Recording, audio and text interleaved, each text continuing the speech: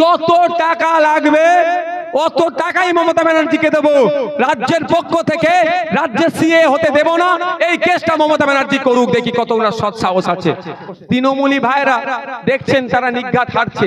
বাড়িতে বাড়িতে গিয়ে যেখানে আমার হিন্দু মা বোনেরা আছেন তার কাছে গিয়ে কি বলছে, কি করছে, রামায়ণ মহাভারত বা ধর্মগ্রন্থকে দিয়ে বলছে শপথ করো, নাহলে তোমার ছেলের মাথায় হাত দিয়ে বলো শপথ করো, যে গীতার হাত দিয়ে শপথ করো তৃণমূলকে ভোট দেবে।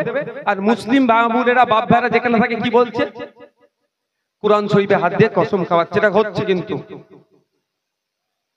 এটা হচ্ছে, এটা হচ্ছে। তবে আমি একটা কথা বলবো, আমার হিন্দু বাপ ভাইরা, মুসলিম বাপ ভাইরা সবার উদ্দেশ্যে বলছি, আমি সোশ্যাল সাইটে একটা লেখা পড়েছিলাম। লেখাটা কি, যদি কোনো সময় এটিএম এর মধ্যে আপনি ঢুকেছেন, দুষ্কৃতীদের সম্মুখীন হয়ে গেছেন, দুষ্কৃতীরা বলছে এটিএম এর পিন বলো, টাকা পিন মেরে টাকা তোলো, নাহলে তোমাকে কি হবে, মার্ডার করে দেবো বা খুন করে দেবো, তোমার বিপদ আছে, তখন কি করবেন? ওটা আমি যদিও কোনোদিন অ্যাপ্লাই করিনি, কারণ আমার সামনে ওই রকম সম্মুখীন হয়নি। তো বলছে কারো যদি পাসওয়ার্ড 1 2 3 4 হয়, পাসওয়ার্ডটা 4 3 2 1 মারো, তাহলে বলছে নাকি বল মেশিনের মধ্যে টাকাটা ঘুরে মেশিনের মধ্যেই থেকে যাবে, আর বাইরে আসবে না। আর দুষ্কৃতী কি বলবে, এ চেষ্টা করেছিল টাকা তোলার, মেশিন খারাপ। তো আপনাদের বাড়িতে গীতা মাথায় রেখে, গীতা হাতে ধরিয়ে, কুরআন শরীফে হাত দিয়ে বা কুরআন শরীফ মাথার উপরে রেখে, বা আপনার বাড়ির বাচ্চাকে ডেকে বলছেন মাথায় হাত দিয়ে বল টিএমসি কে ভোট দিবি, কি অ্যাপ্লাই করতে হবে আপনারা ভালো জানেন তো ভাই? কি বলছি বুঝতে পারছেন না? কিভাবে এটাকে কাটিয়ে উঠতে হবে? দেখুন, আপনাকে নাকি সিএ করে তাড়িয়ে দেবে বলছে। তো আপনার হাতে যদি আপনার সামনে নিয়ে এসে কেউ কোরআন মাথায় দিয়ে, গীতা মাথায় রেখে যদি শপথ করায়, আপনাকে তো ঠিকভাবে কাটিয়ে যেতে হবে। সেই কাটানোর পন্থা বলতে হবে নাকি ভাই? আচ্ছা, কাউকে যদি 500 টাকার এই 100 টাকার নোট ধরিয়ে বলি 500 টাকার নোট, কেউ বিশ্বাস করবে? কারণ সেই জ্ঞানটা টনটনে আমাদের আছে। তো তাহলে আমার মাথায় কেউ যদি গীতা দেয়, আমার মাথায় যদি কেউ কোরআন শরীফ দেয়, সেটাকে কাটিয়ে ওঠার মনে কি বলতে হবে আর মুখে কি বলতে হবে, এগুলো বলতে লাগবে। সেই প্রস্তুতি আপনারা নেন। ওরা এতটা নির্লজ্জ, এতটা হারার ভয়ে এই ধরনের করছে। তবে একটা কথা বলবো, রাতের অন্ধকারে 2000 4000 5000 500 100 বিরিয়ানির প্যাকেট দেবে, সেটা কিন্তু ছাড়বেন না, ওটা নিয়ে নেবেন, ওটা ছাড়বেন না একদম। কারণ ওটা আপনাদেরই টাকা আপনাদের ঘুরিয়ে দিচ্ছে। এই 10 বছর 5 বছর ধরে কি করেছে? 17 বার আপনারা ভোট দিয়েছেন, আপনাদের বুঝানো হয়েছে অমুককে হারাতে হবে, অমুককে পার্লামেন্টে পাঠাতে হবে, অমুককে জিতাতে হবে, এ না হলে ও চলে আসবে, এ চলে আসবে করা হয়েছে।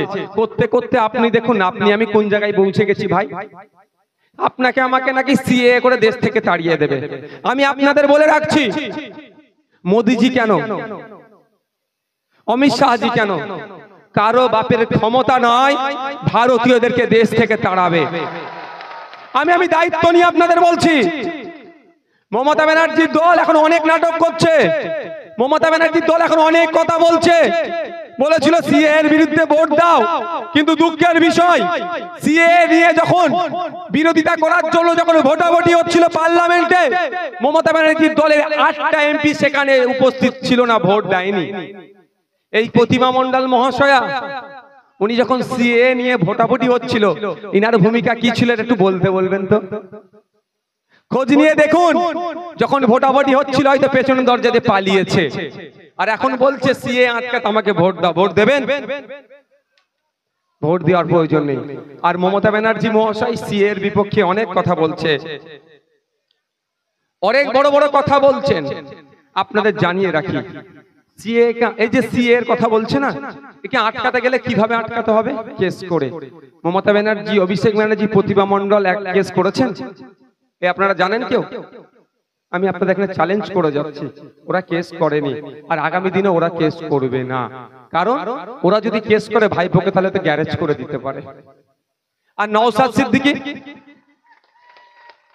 সিদ্দিকী ইন্ডিয়ান সেকুলার ফ্রন্টের চেয়ারম্যান, শুধুমাত্র মুসলমানদের কথা ভেবে নয়, সারা বাংলা সারা দেশের মানুষকে যেভাবে অস্থিরতার দিকে ঠেলে দিচ্ছে, যেভাবে বিভাজনের রাজনীতি করছে, মানুষে মানুষে বিভেদ করার চেষ্টা করছে বিজেপিকে যোগ্য জবাব দেওয়ার জন্য মাঠে ময়দানে যেমন লড়াই করছে আইএসএফ, কোর্টেও গিয়ে কিন্তু লড়াই করছে। আমরা কোর্টেও সুপ্রিম কোর্টে মামলা করে রাখা আছে।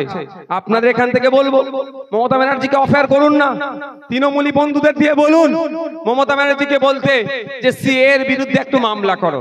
যদি বলে টাকা নাই, চুরি করেছে, বিভিন্ন দুর্নীতি করেছে, ইডি সিবিআই এর হাত থেকে বাঁচার জন্য, কেন্দ্রীয় তদন্তকারী সংস্থার হাত থেকে বাঁচার জন্য শুধু সুপ্রিম কোর্টে ছুটছে, আর পশ্চিম বাংলায় 10 কোটি 10.5 কোটি মানুষের কথা চিন্তা করে একবারও সুপ্রিম কোর্টে যেতে দেখলাম না।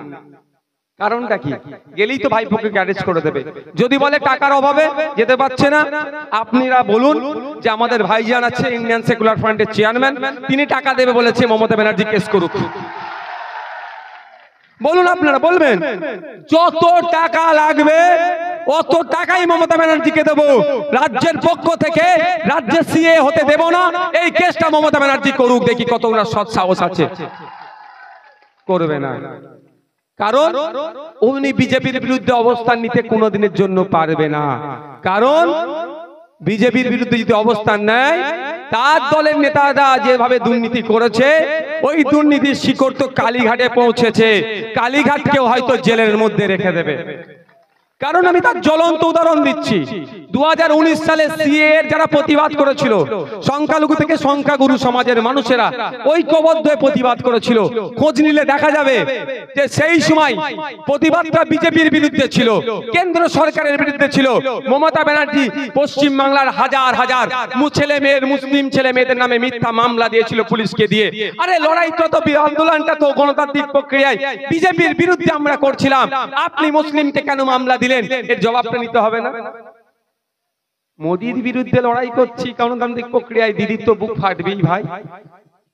একে অপরের পরিপূরক। জন্মদিনে ফুল মিষ্টি নওশাদ সিদ্দিকী পাঠায়নি মোদিজির, দিদিমণি পাঠিয়েছে, ওই জন্য ওনার বুক ফাটছে।